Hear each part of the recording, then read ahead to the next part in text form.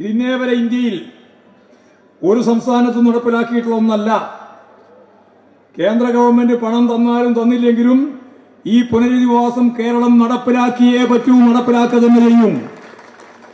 അതിലൊന്നും വിട്ടുവീഴ്ച ചെയ്ത് പിന്നോട്ടേക്ക് പോകാൻ നമുക്ക് സാധിക്കുന്നതല്ല. അതുകൊണ്ട് ഈ 2000-ഓളം വരുന്ന വീട് 2 മേഖലയായി തിരിച്ചുള്ള ഈ ടൗൺ പ്ലാനിംഗ്, അതിനടിസ്ഥാനപ്പെടുത്തി നടത്തിക്കൊണ്ടിരിക്കുന്ന ഈ പദ്ധതികളെല്ലാം വളരെ വേഗം ദ്രുതഗതിയിൽ നമുക്ക് പൂർത്തിയാക്കി മുമ്പോട്ടേക്ക് പോകാൻ സാധിക്കണമെങ്കിൽ കേന്ദ്ര ഗവൺമെന്റിന് കൊടുത്ത നമ്മുടെ മെമ്മോറാണ്ടത്തിന്റെ ഭാഗമായിട്ടുള്ള 2219 കോടി രൂപയുടെ പദ്ധതിയുണ്ട്. ഇന്നലെ ഒരു ഗുണമുണ്ടായി. പ്രതിപക്ഷം ഇടക്കിടക്കൊക്കെ വിമർശനമൊക്കെ നടത്തുന്നുണ്ടെങ്കിൽ വലിയ വിമർശനം നടത്താനില്ല, കാതലില്ല.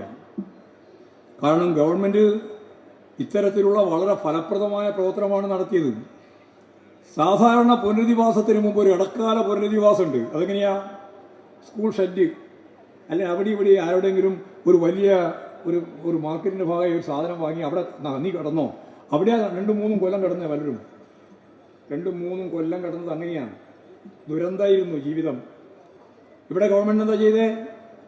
1 മാസം പൂർത്തിയാകുന്നതിന് മുമ്പ് മുഴുവൻ ആളുകളോടും പറഞ്ഞു, നിങ്ങൾക്ക് പറ്റാവുന്ന സ്ഥലം നിങ്ങൾ കണ്ടെത്തിക്കോ.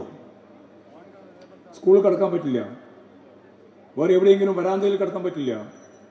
മറ്റെല്ലാ മനുഷ്യന്മാരും വയനാട്ടിൽ എങ്ങനെയാണോ ജീവിക്കുന്നത് അതുപോലെ നിങ്ങൾക്ക് സ്വന്തമായിട്ട് വീടില്ല. ഇനി ബന്ധുക്കളുടെ വീടുണ്ടെങ്കിൽ അവിടെ, ഇനി ബന്ധുക്കൾക്കും സൗകര്യമില്ല എങ്കിൽ വാടകയ്ക്ക് വീട്. ആ വാടക ഗവൺമെന്റ് കൊടുക്കും. വയനാടിന്റെ ഒരു ശരാശരി വാടക കണക്കാക്കിയിട്ട് ഗവൺമെന്റ് പറഞ്ഞു, ഇത്ര വാടക നിങ്ങൾക്ക് തരാം, മാസാമാസം തരാം. 1 മാസം കൊണ്ട് പുനരധിവാസത്തിന്റെ ഭാഗമായ താൽക്കാലിക ഷെൽട്ടറുകളിൽ, സ്കൂളുകളിലൊക്കെ പാർപ്പിച്ച മുഴുവൻ ആളുകളെയും സ്വന്തം വാടക വീട്ടിലേക്ക് നയിച്ചു. അപ്പോൾ ഒരു സ്വാഭാവിക പ്രശ്നമുണ്ട്.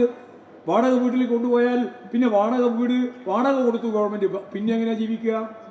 അപ്പോൾ രോഗികളുണ്ട്, പരിക്ക് പറ്റിയവരുണ്ട്, ഒന്നും പറ്റാത്തവരുണ്ട്, അമ്മയും അച്ഛനും പോയിട്ട് മക്കൾ മാത്രമുള്ള 2-3 കുടുംബങ്ങൾ അങ്ങനെയുണ്ട്. അങ്ങനെ ഒരു നിരവധി കുടുംബങ്ങളാണ്. അപ്പോൾ കൃത്യമായിട്ട് ഗവൺമെന്റ് പറഞ്ഞു, ഒരാൾക്ക് ഏതാണ്ട് 300 രൂപ പ്രകാരം രോഗികൾ ഉൾപ്പെടെയുള്ളവർക്ക് ആ കണക്കാക്കിയിട്ട് നിങ്ങൾക്ക് ഓരോ ദിവസവും ഗവൺമെന്റ് പണം തരും. ഇങ്ങനെ ഒരു പുനരധിവാസം ഇതിനു മുമ്പ് എവിടെയെങ്കിലും നടന്നോ? കേരളത്തിൽ തന്നെ ഇടതുപക്ഷ ജനാധിപത്യ മുന്നണിയിലെപ്പോഴും നടന്നിട്ടില്ല. ഇപ്പോഴിതെല്ലാം അതിന്റെ എല്ലാ അനുഭവത്തിന്റെ വെളിച്ചത്തിലാണ് ഇത്തരം ഒരു പരിപാടി പ്ലാൻ ചെയ്തത്. അതുകൊണ്ട് താൽക്കാലിക ഷെൽട്ടറിൽ കടന്ന് നരകിക്കുന്ന ഒരവസ്ഥ ഉണ്ടായില്ല. കൃത്യമായിട്ട് അവർക്ക് പണം നൽകി. മരിച്ചുപോയവരുണ്ട്, അവരുടെ ആശ്രിതർക്ക് 4 ലക്ഷം വീതം ആദ്യ ഗഡു കൊടുത്തു ഗവൺമെന്റ്, കേരള ഗവൺമെന്റ് 4 ലക്ഷം വീതം. പരിക്ക് പറ്റിയവർക്ക് ഉൾപ്പെടെ പണം നൽകി. ഇങ്ങനെ കേരളത്തിലെ ഇടതുപക്ഷ ജനാധിപത്യ മുന്നണി ഗവൺമെന്റ് കേരളത്തിന്റെ ചരിത്രത്തിൽ ഇന്നേ വരെ ഇല്ലാത്ത രീതിയിലുള്ള നല്ല ഇടപെടൽ ഈ പുനരധിവാസവുമായി ബന്ധപ്പെട്ടതിന്റെ ആദ്യഘട്ടത്തിലും ഇനി പുനരധിവാസത്തിന്റെ അവസാന ഘട്ടം പോകുമ്പോൾ എല്ലാവർക്കും കൂടി ഞാൻ നേരത്തെ പറഞ്ഞ ടൗൺഷിപ്പ് അടിസ്ഥാനപ്പെടുത്തിയിട്ട് മുമ്പോട്ടേക്ക് പോകുമ്പോഴും അത് ലോകത്തിൽ തന്നെ മാതൃകയാവുന്ന വളരെ പ്രധാനപ്പെട്ട ഒരു പദ്ധതിയാണ് അവിടെ പൂർത്തിയാക്കാൻ ഉദ്ദേശിക്കുന്നത്. അതിന് പണം വേണം. 2219 കോടി എന്നാണ് ഗവൺമെന്റ് ആവശ്യപ്പെട്ടത്. ഇപ്പൊ ഞാൻ നേരത്തെ പറഞ്ഞ പോലെ വിമർശനങ്ങളെല്ലാം കുറെ ഉന്നയിക്കുന്നുണ്ടെങ്കിലും UDF ഉൾപ്പെടെയുള്ളവർ തീരുമാനിച്ചു, നമുക്ക് കേരള മുഖ്യമന്ത്രി വിളിച്ചു ചേർത്ത യോഗത്തിന്റെ തീരുമാനമനുസരിച്ച് ഇന്ത്യൻ പ്രധാനമന്ത്രിയെയും ആഭ്യന്തരമന്ത്രിയെയും കണ്ട് കേരളത്തിന്റെ ആവശ്യമായ ഈ 2220-21 കോടി രൂപയുടെ മുന്നോട്ടേക്ക് വെച്ച ഡിമാൻഡ് നമുക്ക് തരണമെന്ന് നമ്മൾ ആവശ്യപ്പെടുന്ന സഹായം അടിയന്തരമായിട്ട് കിട്ടണം, അടിയന്തരമായിട്ട് നൽകണം എന്നാവശ്യപ്പെട്ടുകൊണ്ട് ഒരു മെമ്മോറാണ്ടം തയ്യാറാക്കി ഒപ്പിട്ട് MP-മാർ ഇവരെ കാണണം എന്ന് തീരുമാനിച്ചു. ഇന്നലെ കണ്ടു. അതൊരു പുതിയ മാറ്റം തന്നെയാണ്. ഞങ്ങളതിനെ അംഗീകരിക്കുകയാണ്, സ്വാഗതം ചെയ്യുകയാണ്. കാരണം കേരളത്തിന്റെ വികാരമാണല്ലോ, കേരളീയരുടെ പ്രശ്നമാണല്ലോ. ആ പ്രശ്നത്തിലാണല്ലോ കേന്ദ്ര ഗവൺമെന്റിനോട് ഞങ്ങൾക്ക് സഹായം വേണമെന്ന് കേരളം ഒറ്റക്കെട്ടായി അസംബ്ലിയിൽ പ്രമേയം പാസാക്കി ഏകണ്ഠമായിട്ട്. അവിടെയും തർക്കമുണ്ടായിരുന്നില്ല, ഏകണ്ഠമാണ്. ആ പ്രമേയമെല്ലാം ഉണ്ടായിട്ടും നരേന്ദ്രമോദി ഇവിടെ വന്നിട്ടും കണ്ടിട്ടും ഒരു തരത്തിലുള്ള മനസ്സ് അലിവും ഉണ്ടാവുന്നില്ല. അപ്പോഴാണ് ഇന്നലത്തെ മെമ്മോറാണ്ടം കൊടുക്കാൻ തീരുമാനിച്ചത്. 3 ആളെ ഇല്ലാണ്ടുള്ളൂ, 3 ആൾ പോയിട്ടില്ല. ഒന്ന് സുരേഷ് ഗോപി മന്ത്രി, പിന്നെ ജോർജ് കുര്യൻ മന്ത്രി, പിന്നെ PT ഉഷ രാജ്യസഭാ അംഗം. 3 ആൾ പോയിട്ടില്ല. ബാക്കി എല്ലാവരും പോയി. എല്ലാവരും ചേർന്നു. പ്രിയങ്ക ഗാന്ധി ഉൾപ്പെടെ പോയി. സ്വാഭാവികമായിട്ടും വയനാടിൻ്റെ MP കൂടിയാണല്ലോ. അവരെല്ലാം ആവശ്യപ്പെട്ടു കേരളത്തെ സഹായിക്കണം. പക്ഷെ കേരളത്തെ സഹായിക്കുന്നില്ല. എന്തുകൊണ്ട് കേരളത്തെ സഹായിക്കുന്നില്ല എന്നിവിടെ മാങ്കോട് പറഞ്ഞല്ലോ. നമുക്ക് സഹായമില്ല, എന്നാൽ ആന്ധ്രക്ക് സഹായമുണ്ട്. നമുക്ക് സഹായമില്ല, എന്നാൽ ഗുജറാത്തിന് സഹായമുണ്ട്. എന്നാൽ തെലുങ്കാനയ്ക്ക് സഹായമുണ്ട്. എന്നാൽ ആസാമിന് സഹായമുണ്ട്.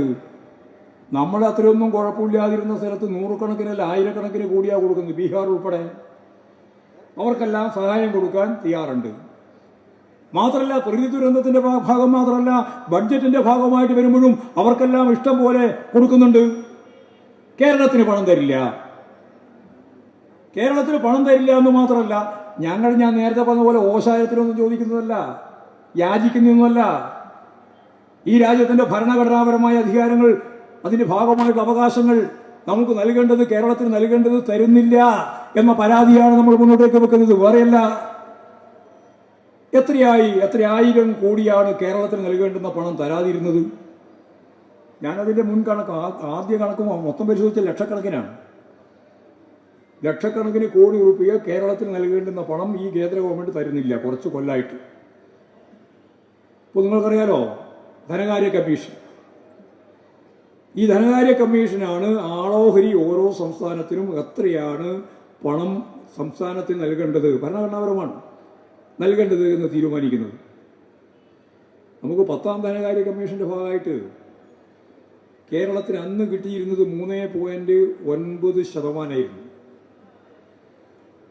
ധനകാര്യ കമ്മീഷന്റെ ഭാഗമായിട്ട് നമുക്ക് ആളോഹരി കിട്ടിയിട്ടുള്ള കൃത്യമായിട്ടുള്ള വിഹിതം 3.9%. ഇപ്പോൾ അവസാനം വന്ന് നോക്കുമ്പോൾ ഇപ്പോൾ കിട്ടുന്നത് 1.9% മാത്രം. ഈ 2% എന്ന് പറഞ്ഞാൽ എത്രയായിരം കോടിയാണ്.